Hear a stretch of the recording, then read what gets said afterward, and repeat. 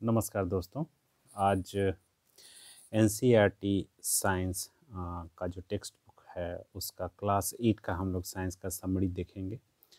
और इससे पहले भी मैं बता चुका हूँ कि जो क्लास 8 का ये साइंस का समरी है ये मैंने अपने प्रिपरेशन के दौरान बनाए थे। और इसमें चूँकि मेरा मीडियम इंग्लिश था तो इसमें हर एक 2-3 पॉइंट के बाद मैं हिंदी में भी गूगल ट्रांसलेट से ट्रांसलेट करके हिंदी का इसका ट्रांसलेशन डाल देता हूँ, ताकि जो इंग्लिश और हिंदी दोनों वाले लोग हैं उस दोनों को इनका इस वीडियो का फ़ायदा हो सके। ठीक है, स्टार्ट करते हैं। तो क्लास 8 के साइंस में खरीफ क्रॉप्स की बात करते हैं तो नॉर्मली ऐसा देखा जाता है जो बारिश के सीज़न में, रेनी सीज़न में जो क्रॉप्स बोए जाते हैं उनको खरीफ क्रॉप्स कहते हैं। और जनरली ये इंडिया में जून से सितंबर तक का सीज़न होता है और इसके दौरान पैडी, मेज, धान, मेज, मकई, सोयाबीन, ग्राउंडनट, मूंगफली, कॉटन एक्सेट्रा वगैरह ये खरीफ क्रॉप के अंदर आता है। उसके बाद अगर हम रबी क्रॉप्स की बात करें तो ये जाड़े के दिनों में बोया जाता है और इसको रबी क्रॉप्स बोलते हैं। और जनरली इनका टाइम पीरियड जो होता है अक्टूबर से लेकर मार्च तक होता है। अक्टूबर में इनकी बुआई होती है और मार्च में इनको काटा जाता है। और कुछ एग्जाम्पल अगर देख लें तो वीट यानी कि गेहूँ, ग्राम, चना, मटर, मस्टर्ड एंड लाइन सीड हैं। ठीक है। अगर हम माइक्रो ऑर्गेनिजम्स की बात करें तो करीब करीब इनको 4 मेजर ग्रुप्स में क्लासीफाई किया जा सकता है, जिसमें कि बैक्टीरिया, फंजाई, प्रोटोजोआ और सम कुछ एल्गी होते हैं। ठीक है, इसका हिंदी रूपांतरण भी आप देख सकते हैं यहाँ पे स्क्रीन पे। उसके बाद कुछ बीमारियों की बात की गई है, जिसमें कि कॉमन कोल्ड जो होता है, सर्दी खांसी, इन्फ्लुएंजा, फ्लू या फिर कफ जो होता है, ये सब वायरस के द्वारा जनित बीमारियां हैं। और उसके बाद अगर हम देखें तो सीरियस बीमारियां जैसे कि पोलियो होता है, चिकन पॉक्स होता है, ये भी वायरस के द्वारा ही उत्पन्न होता है। और कुछ ऐसी बीमारियां जैसे कि डिसेंट्री और मलेरिया, ये प्रोटोजोन्स के द्वारा जो सूक्ष्म जीव होते हैं उनके द्वारा होता है। जबकि टाइफाइड और ट्यूबरकुलोसिस, ये टीबी जो होता है, ये बैक्टीरियल डिजीज है, बैक्टीरिया के द्वारा ये होता है। ठीक है। अगर हम दही की बात करें, कर्ड की बात करें, तो जो बैक्टीरिया होता है लैक्टोबैसिलस, ये इसके कारण कर्ड का फॉर्मेशन होता है। और जो शुगर यानी चीनी का कन्वर्सन होता है, रूपांतरण होता है अल्कोहल में, उस प्रोसेस को हम फर्मेंटेशन बोलते हैं। ठीक है। लुइस पास्चर ने फर्मेंटेशन की खोज की थी 1857 ईस्वी में। ठीक है। 1929 में अलेक्जेंडर फ्लेमिंग, वो एक किसी बैक्टीरिया पर काम कर रहे थे।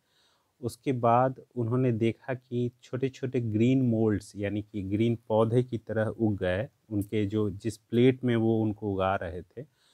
और ये जो ग्रीन मोल्ड था, ये ग्रोथ ऑफ बैक्टीरिया है उसको रोक रहा था। और इसी बैक्टीरिया से उन्होंने पेनिसिलिन का खोज किया था। तो आप इसको अलेक्जेंडर फ्लेमिंग ने पेनिसिलिन का खोज किया था। ठीक है, ये क्वेश्चन भी पूछा हुआ है बीपीएससी की पीटी में, आप इसको नोट कर सकते हैं। ठीक है, उसका अगर हिंदी रूपांतरण देखिएगा तो अभी आपके स्क्रीन पर दिख रहा है।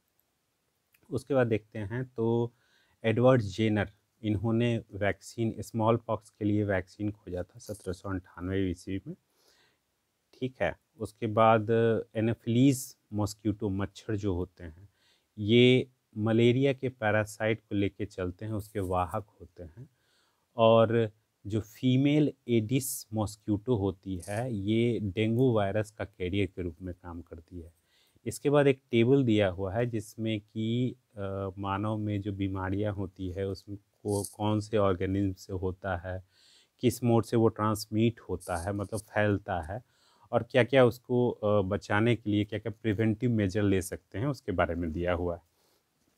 तो ये टेबल अगर देखिएगा ना तो इसको याद करना थोड़ा मुश्किल है, लेकिन इसको ऐसे ही याद कर सकते हैं कि जो भी बैक्टीरिया वाले डिजीज़ हैं उनको एक साथ कर लीजिए। जैसे ट्यूबरकुलोसिस है, उसके बाद कॉलरा है, टाइफाइड है। ठीक है, इसको एक साथ कर सकते हैं। तो ये कैसे होता है, टीबी टीबी बैटरी से चलता है, तो बैक्टीरिया बैटरी टाइप का है। उसके बाद देखिए कोलेरा, कोलेरा बैक्टीरिया देखते होंगे पुराने टाइम में टीवी चलता है काला काला बैटरी से, तो कोलेरा बैक्टीरिया से होता है। फिर बैटरी अगर ख़त्म होता है तो टाइफाइड हो जाता है, टाइफाइड टाइफाइड, इसको ऐसे याद कर सकते हैं। थोड़ा सा फ़नी लगता है लेकिन याद करने में सुविधा होगी। तो बैक्टीरिया वाला याद हो गया। उसी तरह मीज़ल्स, चिकन पॉक्स, पोलियो, ठीक है, और हेपेटाइटिस बी, ये आपके वायरस से होता है, और मलेरिया प्रोटोजोआ से होता है, ठीक है। इसमें देखिए कॉलरा, टाइफाइड वगैरह, ये जो मोड ऑफ ट्रांसमिशन है ये भी पूछता है आपको। एक बार पूछ दिया था, शायद वो डिसेंट्री के बारे में पूछा था, टाइफाइड कोलेरा के बारे में भी पूछ दिया था एक बार बीपीएससी पीटी में। कैसे इसमें इस्तेमाल करना है, कैसे बचना है इन लोगों से, इसके बारे में भी इस टेबल में जानकारी दी हुई है, ठीक है। आगे चलते हैं। तो रोबर्ट कोच, इन्होंने 1876 में एक बैक्टीरिया बैसिलस एंथ्रेसिस का खोज किया था, जिसके कारण एंथ्रेक्स डिजीज होता है। एंथ्रेक्स बैक्टीरिया का नाम सुना होगा आप लोगों ने। वो जो ईरान इराक युद्ध हुआ था, उसके बाद एंथ्रेक्स बैक्टीरिया का एज ए बायोलॉजिकल वेपन काफ़ी ज़्यादा नाम हुआ था। इसके बाद नेक्स्ट टेबल दिया हुआ है जिसमें कुछ प्लांट के डिजीज़ के बारे में दिया हुआ है। साइट्रस कैंकर है जो कि बैक्टीरिया से होता है और एयर टू एयर ट्रांसमिट होता है। रस्ट ऑफ व्हीट है, ये आपका फंजाई से होता है, एयर और सीड्स से ट्रांसमिट होता है।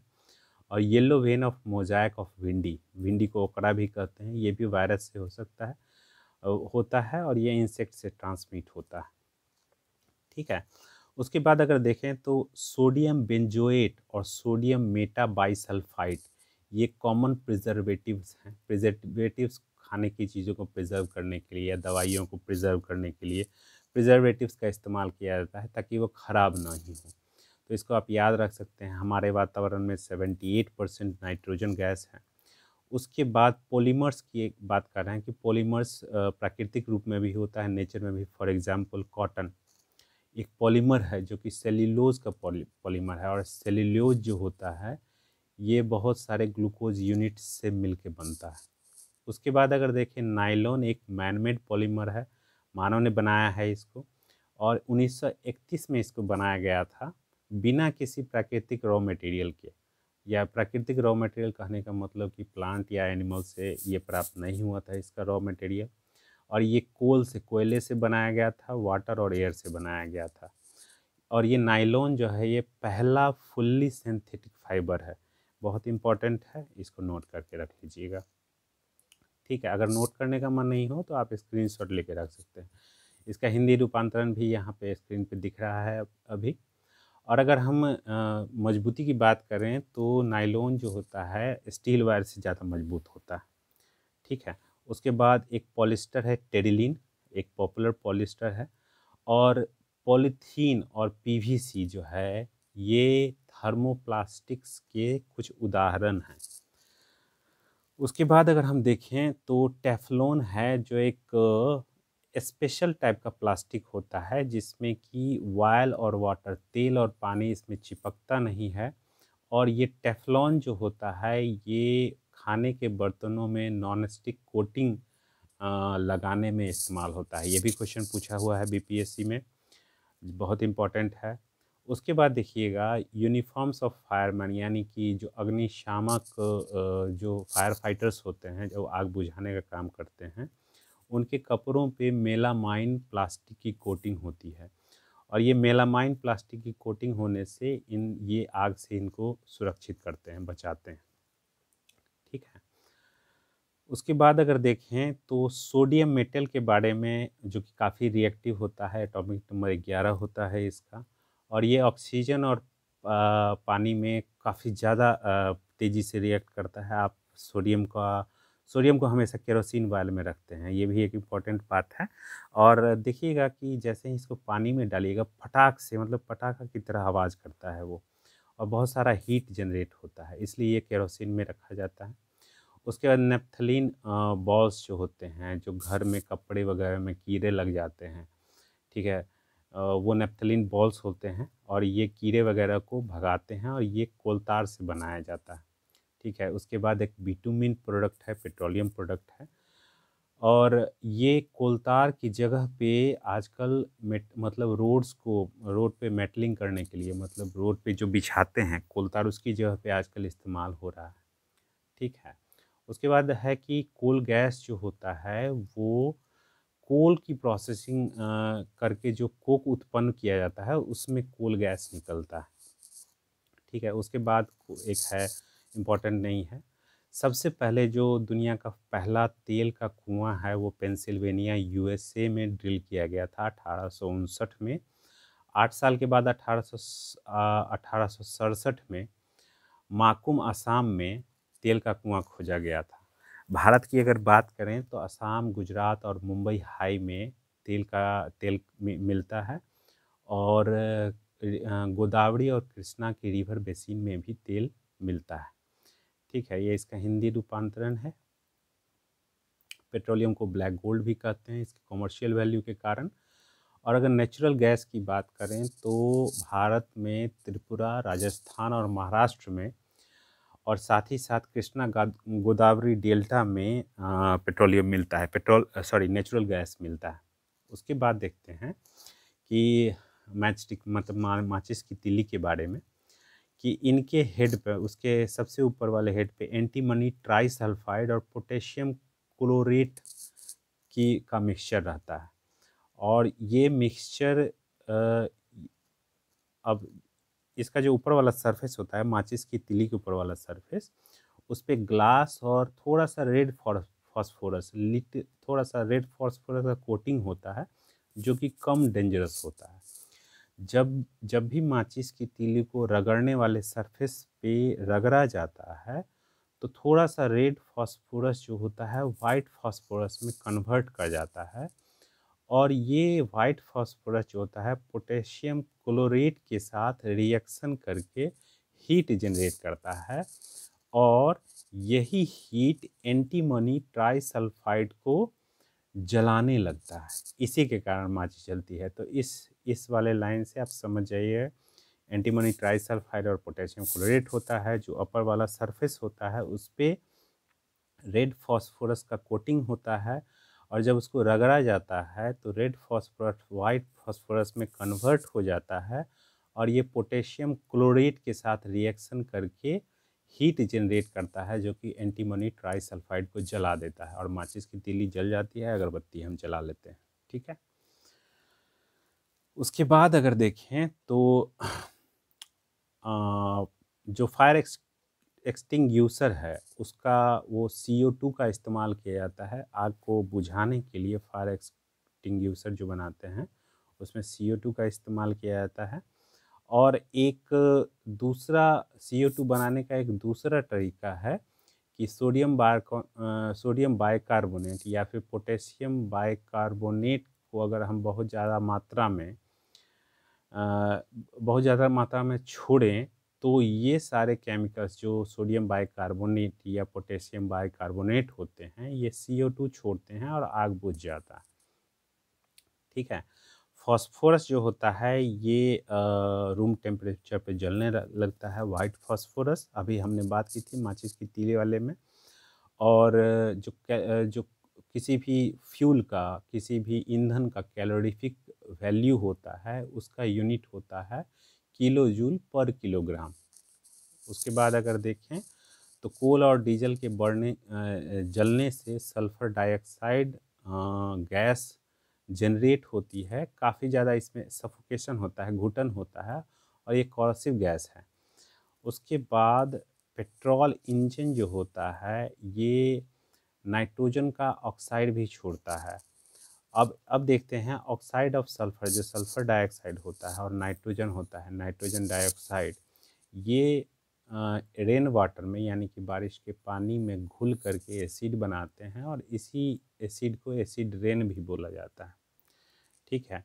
एंडेमिक स्पीसीज उस तरह के पौधे या जंतुओं को बोलते हैं जो किसी पर्टिकुलर एरिया में खास तौर पे पाए जाते हैं।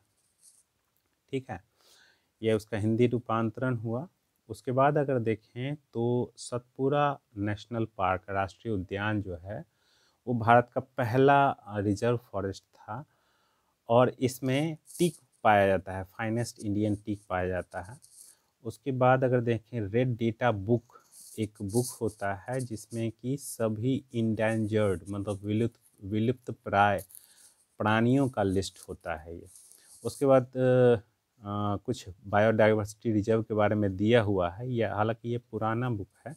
ये डेटा आप बायोडाइवर्सिटी कितने रिजर्व्स हैं, उसमें इंडिया का क्या पोजीशन है, वो आप देख के नोट कर सकते हैं। यहाँ से मैं नहीं बोल रहा हूँ, इसको आप नोट कर लीजिएगा अलग से, ठीक है। उसके बाद फिर से ये 72 स्पीसीज़ के बारे में दिया हुआ है। 2.9% of world's total number of threatened species, लगभग 3% जो स्पीसीज़ हैं जो कि विलुप्त प्राय हैं, थ्रेटेंड हैं, वो भारत में पाए जाते हैं। ये भी पुराना डेटा है, इसको भी आप एक बार ज़रूर से अपडेट हो लीजिएगा गूगल करके।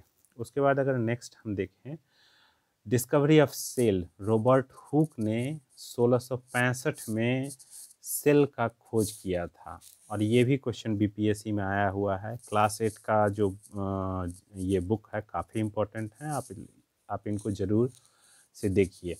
अब देखिए कि जो मुर्गी का अंडा होता है एक सिंगल सेल होता है, ठीक है। और आप जैसे ऑस्ट्रिच का सबसे बड़ा सिंगल सेल जो होता है वो ऑस्ट्रिच का अंडा होता है, शुतुरमुर्ग का अंडा होता है, ठीक है।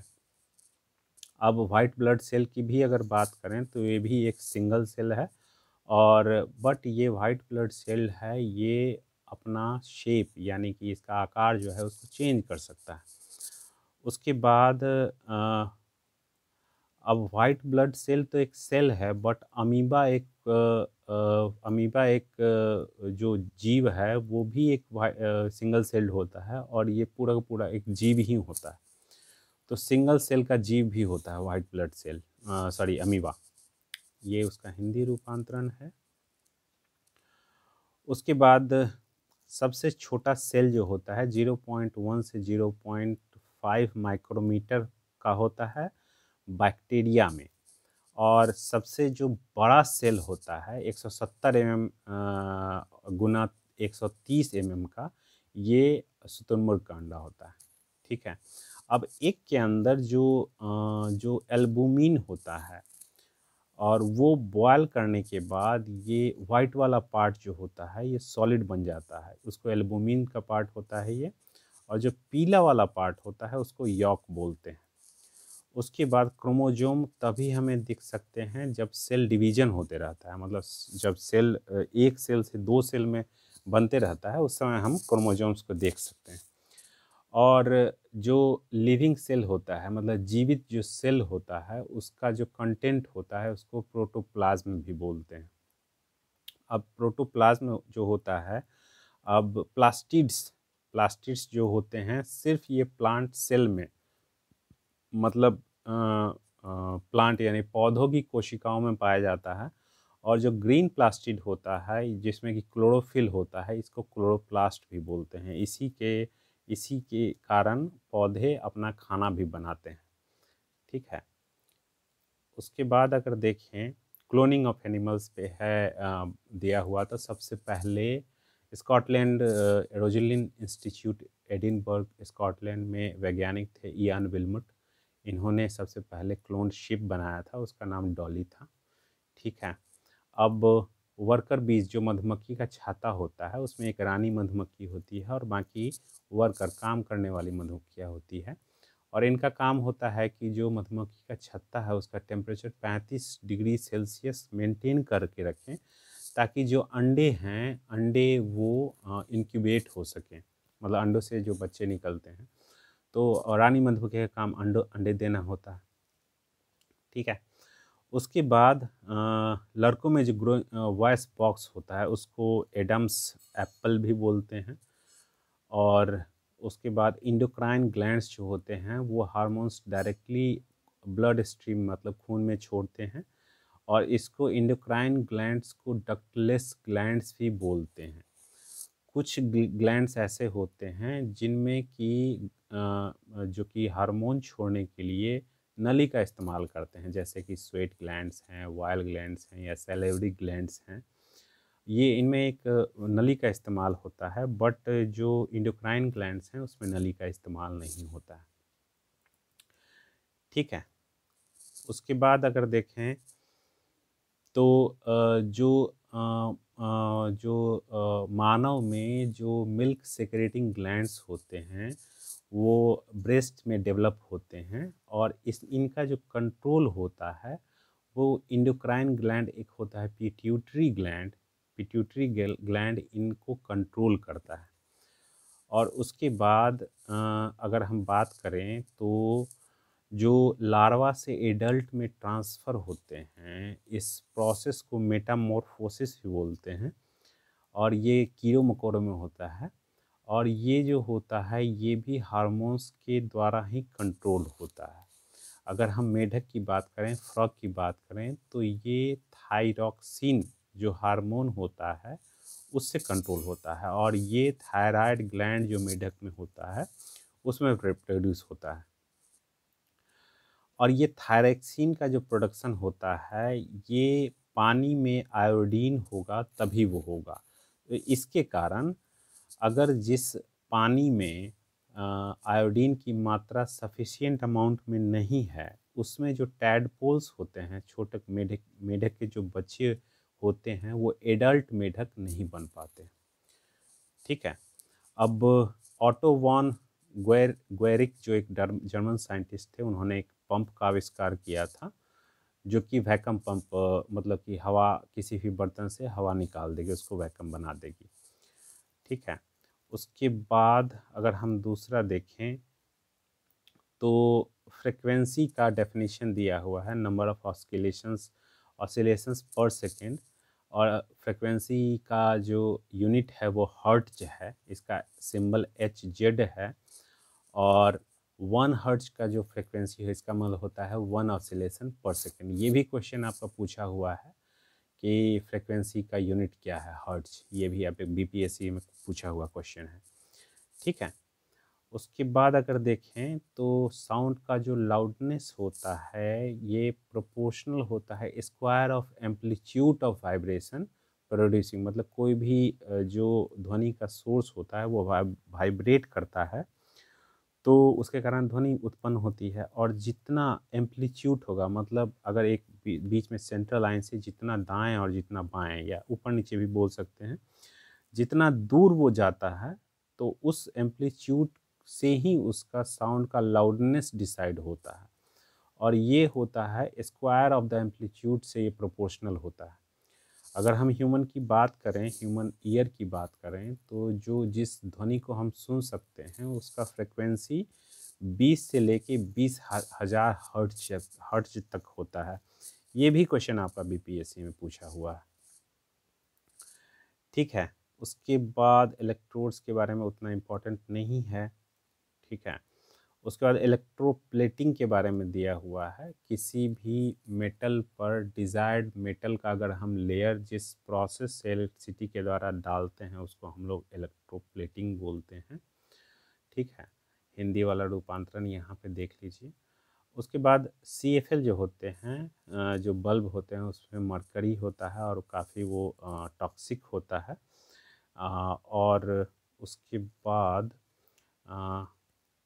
इलेक्ट्रोस्कोप से किसी भी ऑब्जेक्ट में चार्ज वो चार्ज है या नहीं है उसको इलेक्ट्रोस्कोप से हम लोग नापते हैं।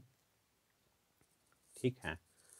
उसके बाद आपको दिया हुआ है अर्थ जो भूकंप होता है उसका मैग्नीट्यूड अगर 2 से बढ़ जाए तो उसका जो डिस्ट्रक्टिव एनर्जी होता है 1000 टाइम्स बढ़ जाता है।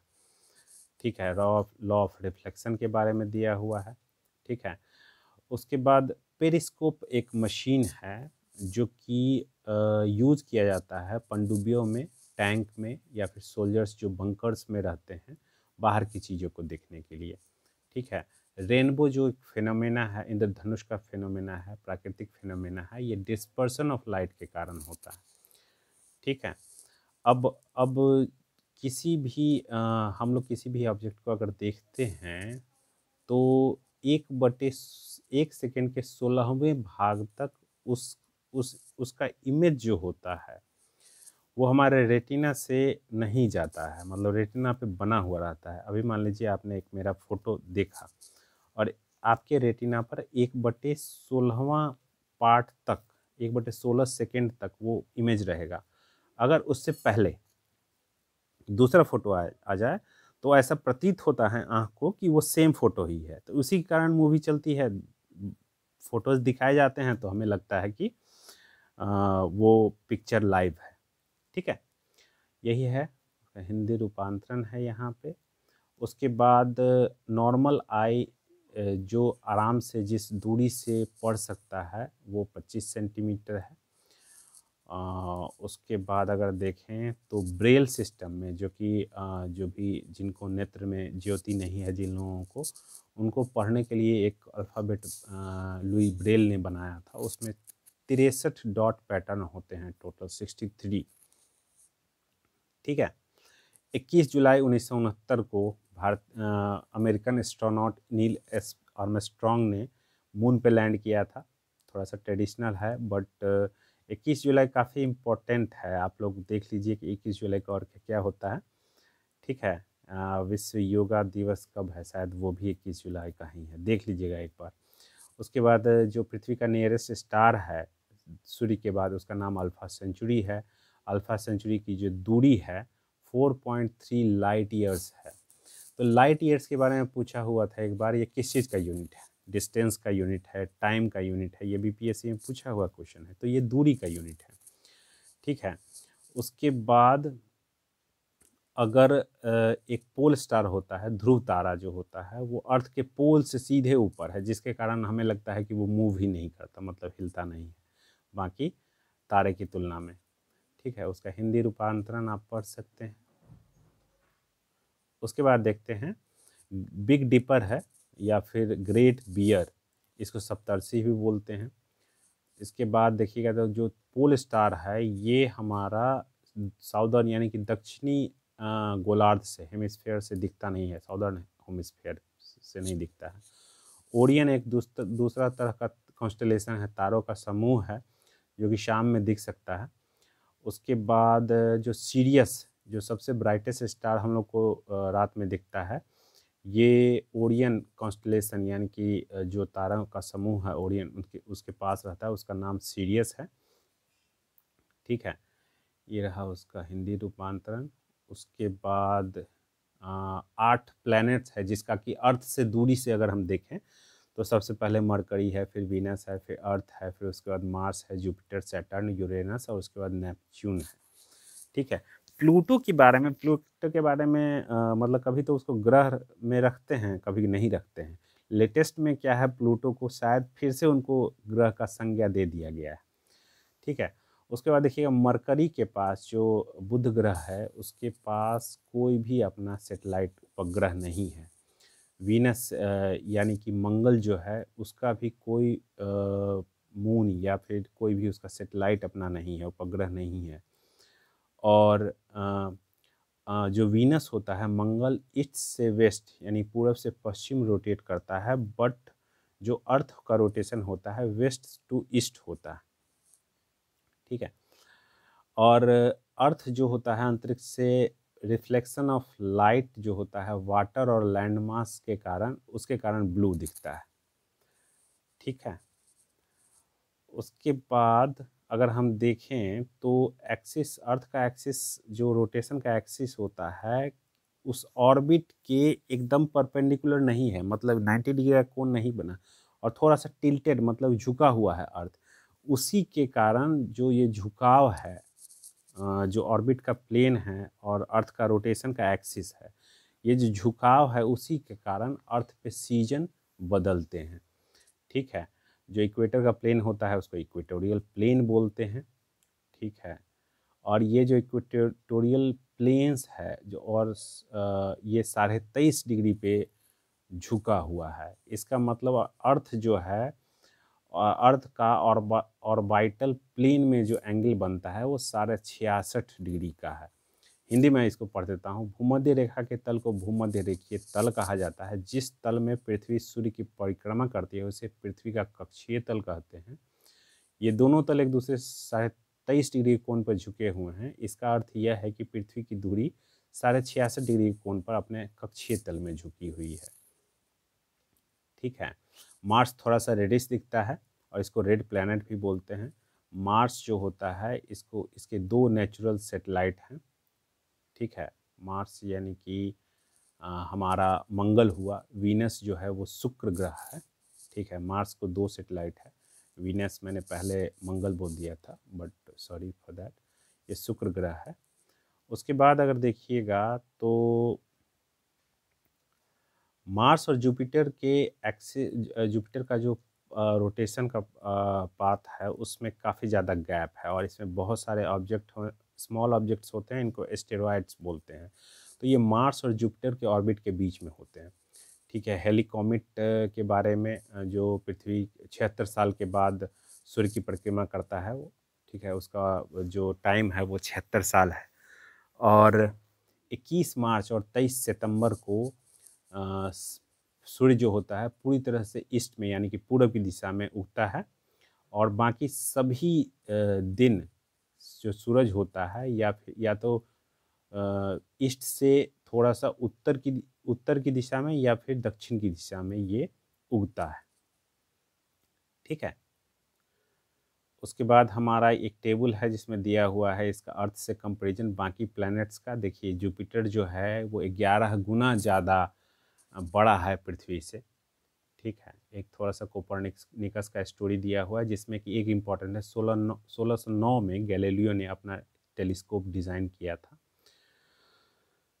ठीक है। उसके बाद अगर देखें कि कार्बन मोनोऑक्साइड जो पैदा होता है ये इनकम्प्लीट बर्निंग ऑफ फ्यूल से होता है, पेट्रोल और डीजल के इनकम्प्लीट बर्निंग से होता है। ये एक जहरीली गैस है, और इसके कारण जो जो खून की ऑक्सीजन कैरी करने की कैपेसिटी है वो कम हो जाती है, ठीक है।